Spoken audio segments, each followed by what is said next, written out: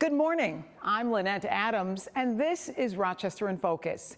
Coming up on the show today, we sit down with the president and CEO of the Volunteers of America on homelessness. Dr. Junior Dillon is inviting you to come to a showing of a documentary on the topic at the Little Theater next week on April 30th. It may shock you to hear how many people in our community don't have a place to call home and who in our community is homeless.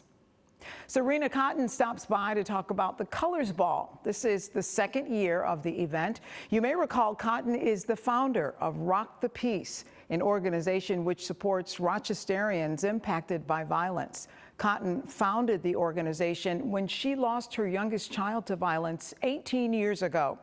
Every dollar raised from the Colors Ball will go to 3 deserving college-bound high school seniors. We'll tell you about another fundraiser as well, this one for Camp Good Days. Coach Mike, who owns ROC Strong Club in Webster, is teaming up with Brandon Beardsley, the chairman of the Camp Good Days Board of Directors, for a fun workout at ROC Strong Club on April 26th. All of the proceeds will go to Camp Good Days to continue the incredible work it does for children and families. And don't go anywhere until you watch a fun conversation with Christopher Good News Caldwell. This conversation was just before the release of his movie Rennerai. This was the first of what he hopes will be many movies as this highly sought after photographer transitions into filmmaking.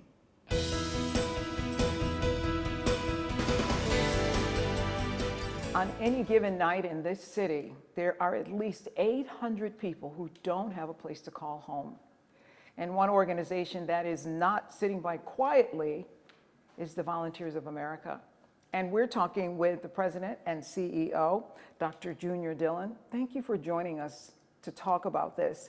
And I know that you've invited the public to a documentary that will air at the Little Theater on April the 30th. Why are you doing this? Because we want to highlight the issue. Thank you for having me here to discuss this. We want to show that homelessness continues to be an issue that plagues our nation.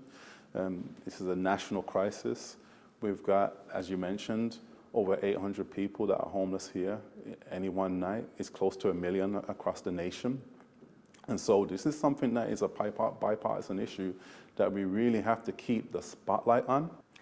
Why aren't we getting further with this problem? Why aren't we seeing more positive results? Do we know the root causes of homelessness?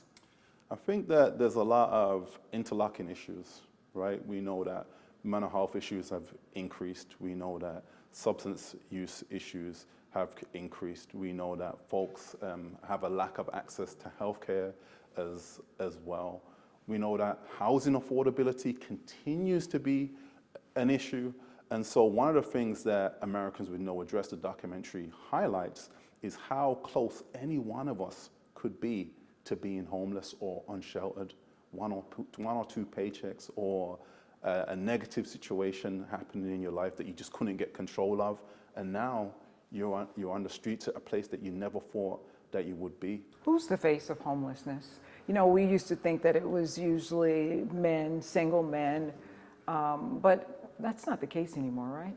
No, I mean, you've got families, whole families who are homeless. 1 in 4 homeless people are children, essentially, under the age of 18. And so this is a bipartisan issue. Homelessness impacts everybody. And so it could be my face, it could be your face, it could be anyone's face. Is it also a problem of shelters? I mean, do we have enough places to shelter people at least at night while they're looking for somewhere to go? Yeah, I would say that affordability is an issue in terms of affordable housing. In terms of shelters, we have shelters. Could we do with more? Yes, we could do with more. But it's not just about being sheltered. The VOA struck up a very strong partnership with Monroe County to have a 58-unit family shelter. Now, the benefit of having this shelter is all the supportive services that go with it that need funding and support. So whether it's comprehensive case management, whether it's transportation to make sure that people can attend their appointments and that children are able to go to school, whether it's on-site healthcare, and referrals to behavioral health services, it's the other support services that come into play that are sometimes missing even when folks are sheltered. For example, we had a large portion of families who were staying in hotels and motels, so they wasn't getting those key services that they needed to actually have access to more permanent housing and to get the supports that they needed to reach more sustainability in their life. How can the community become a partner with the VOA and really help solve this problem? So I would say, one, if you have the time and if you can bring a friend along or just refer somebody, attend the event. It's at the Little. It starts at 5:30 p.m. and it's on April 30th. So that will be a great start as well. Also visit our website, voaupny.org, and if you want to buy a ticket from the website as well, they're $10, and that's /film screening as well. And also I would say, get involved, it just takes a quick Google search to look up, what's happening in the homelessness community, support policies as well, and policymakers that are wanting to make an impact on homelessness. I think key issues that make a difference are more permanent supportive housing, more affordable housing, housing vouchers to help those who are at risk of losing their housing maintain their housing so they don't fall into homelessness as well. So I think there's lots of ways to get involved. Thank you so much for being here and raising this issue. Appreciate the time. And we'll be right back.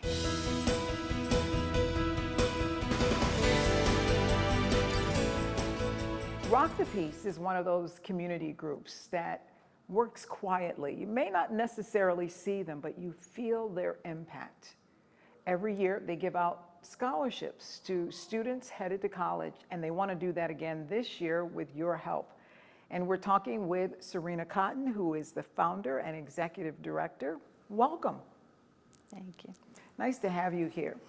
Thank you. Nice to be here. Well, thank you. I know that your big event is coming up on April the 26th. Yes. Tell us about it. We have an annual fundraiser each year for the past 6-7 years. And the past 3 years, the funds have been going to our annual Christopher Jones Memorial Scholarship. And it's for graduating seniors that are graduating high school. So for people who don't know, tell us about this scholarship, the Christopher Jones College Scholarship. So Christopher Jones is my baby. He was murdered in 2007, November 2007. And he didn't get a chance, he was the age of 16, so he didn't get a chance to graduate high school. So this scholarship is in memory of him for those that are graduating high school. So this is called the Colors Ball. Yes. Tell us about that. Explain what that means. So the Colors Ball is not a space where you come in a ball gown per se. The Colors Ball is all about colors. So the ball represents ROC the Peace as an organization, and the colors are all the colors that represent the programs within ROC the Peace. And the biggest part of it is my ROC the Peace team, which we have 15, right now it's up to 15 members, right? And we, everyone has their own color, and we have our own table. So we decorate our tables in our colors. So like my color, my table is red and black, and anyone that I give tickets to or sell tickets to, they come in the colors of my table. So tell us again, this money that you are raising goes directly to students. We pick 3 to 4 students. This year's going to be 3. And whatever we raise gets divided into the 3 students. And this is money they can take to college with them for books, for whatever they may need heading off to college. Correct. Whatever they need to use it for. You know, we don't have a stipulation on what you're going to use it for, because it could be for anything, you know, to help out. We just want to help out in any way that we can. And, yeah, so they have to, starting in January, they had to submit their application, which is an essay of what peace means to them, as well as their high school transcript and a letter of recommendation. So this is to inspire those young people to go on to school and to pursue their dreams and goals? Exactly. You know, and you know, going to college is a struggle, you know, so that extra money is helpful. We've put smiles on many faces the past couple of years, and you know, one kid, him and his dad, each year come to our annual Peace Festival and volunteer. That's how, you know, happy they are of getting that little funding. Tell us how the community can be a part of this and help you raise as much as you can. Well, we accept donations, actually all year round, but we accept donations. Our Colors Ball, we have a few seats left, and they could purchase a ticket or a table of 8 or 10, and they could reach out to the organization. Thank you so much, Serena, for being here, and we'll be right back.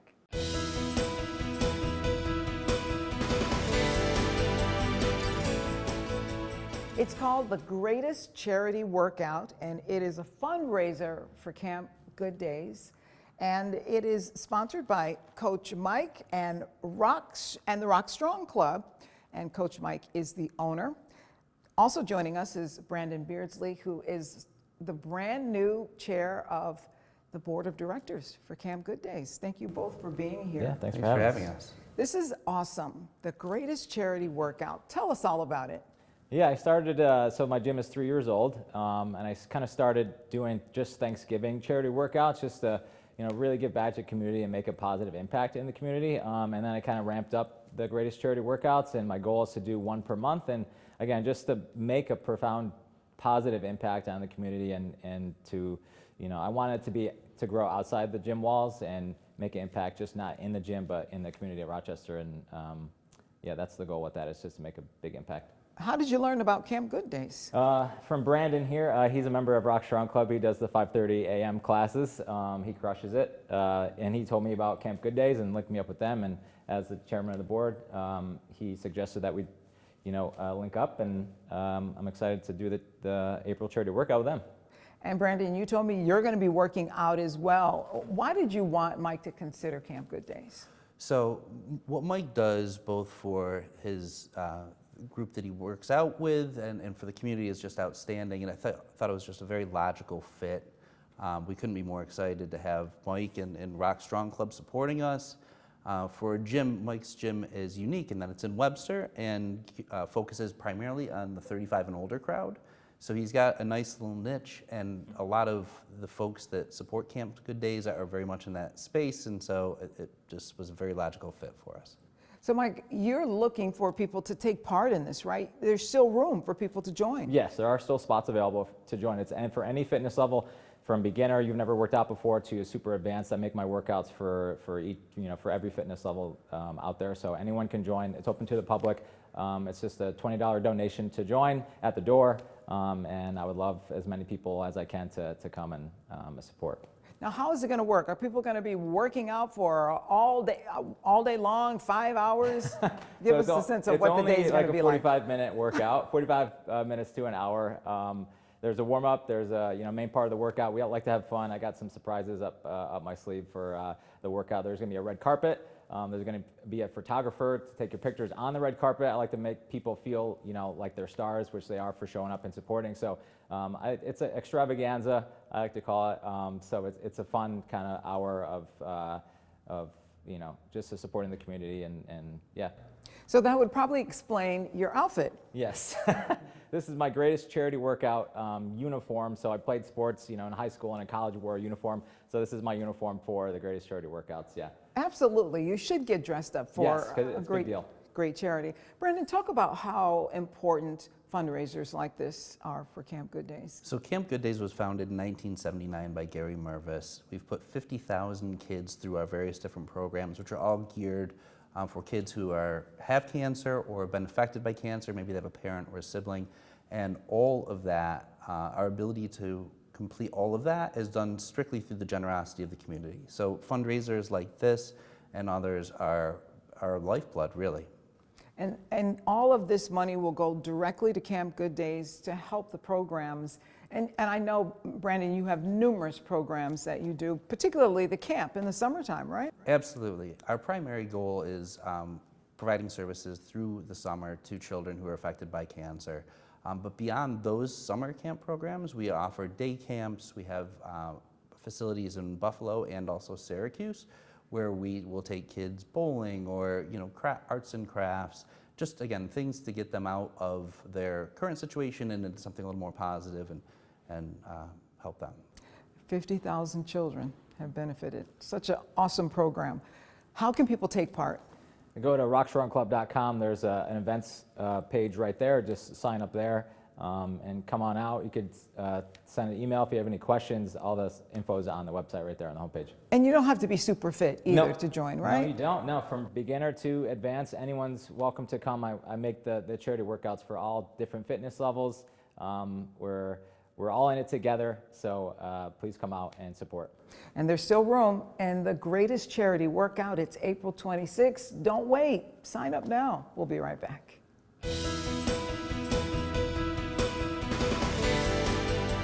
I'm talking with Christopher Good News Caldwell. You may have seen his movie, Rennerai. It is so funny.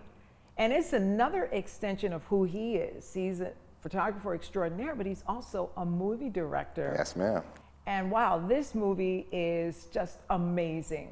Talk to us about this part of your personality. Everyone sees you as a serious photographer, but this is very much who you are as well, right? A comedian. Man, this is definitely who I am. I've always been the type of person that wants to make people laugh and smile when they're around me. Even when I do my photo shoots, even though I'm I'm a serious photographer in the terms of I do serious jobs. I work with serious people and celebrities. So like I'm serious in that sense. But when you're doing shoots for me, the mood is usually light. I'm usually making people laugh, making them feel comfortable. So actually my comedy comes through in my photography as well when I have people around me.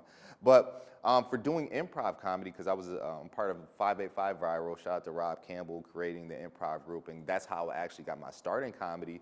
I started getting around more people that were talented, and I started loving being on the stage. So when I got the idea for the movie, that's how I knew, okay, I want to put certain people into it and things like that. Then when the pandemic hit, our stand-up troupe ended up, not being able to perform as much, but then that's actually when I started getting into the stand-up comedy part of things, where I was like, okay, this is over. We're not doing an improv, but now I want to try stand-up comedy because it's something I always wanted to do, something I always wanted to try, because it's like a bucket list thing almost. So when I started doing it, I went to my first open mic, and man, I fell in love with the craft. Let me ask you about directing this movie. Tell us what that was like for you, because that's that's a new role as well. Right, it's a whole new role. So directing the movie for me, it was a learning process. Being a new director and jumping into a feature film, never doing a film before, was very challenging. But I'm one of those type of people, I'm a quick learner. I learn on the spot and I go with the flow and I just let things go as they will, because God is gonna let the situation unfold, how it is. And I'm a believer is you just stay positive, you keep working towards whatever you're working towards, and you'll achieve your success. And that's really all I did. I just did what I felt a director would do, and I put my own little style to it. And I also had a team of people around me to keep me in check. Big shout out to Albert Jones, Chris Johnson, and some of the other people I had on my team around me that would, give me advice here, try this, do this, and to make all this happen. Is that the advice you'd give to young people who are looking at you saying, I want to do what he's doing? Oh, totally. I mean, you could totally do what I mean, need a whole bunch of money to do what I do. All you need is a positive mindset. Everything starts with a positive mindset. Anything the mind can believe or conceive, it can achieve. And that is the truth. So it's more about writing and putting your idea on paper, making a plan, because that's going to be your roadmap to success, and just doing it. Because I think where a lot of people fail is that they start doing it, but they don't see the results fast enough, so they stop and they say, okay, well, this is not going in the direction. Instead of saying, you know what, I don't care if I started this in 2019, I'm going to see it through, I'm going to see it done. And that's what you have to do, and that's what it takes to be successful. But you got to know in your mind and know in your heart that you can do it, and you can. Quickly, what's next for Chris? What's next for me? Well, I want to continue to make more movies. I have the next movie idea in my head. It's called The New Hustle that I'm going to be finishing up writing. And I want to continue to showcase the talent here in Rochester and continue to bring Hollywood here and make Rochester one of those places where people are like, you know what? I got to go to Rochester to see what they're doing with their movies and their actors and their comedians and their makeup artists. Because I don't want to just put, I want to put whoever I can showcase in talent. Because like I said, I'm a photographer as well too. So it's like we have makeup artists, stylists, whatever. I want to put all of that on the forefront. So however I could do that. And there's a lot of other people doing this as well too. So I just want to do my part to showcase that while other people are doing it as well. And we hopefully make Rochester a special place in this next couple of years. Thank you for making us proud. I appreciate that. Because that's my goal. We'll be right back.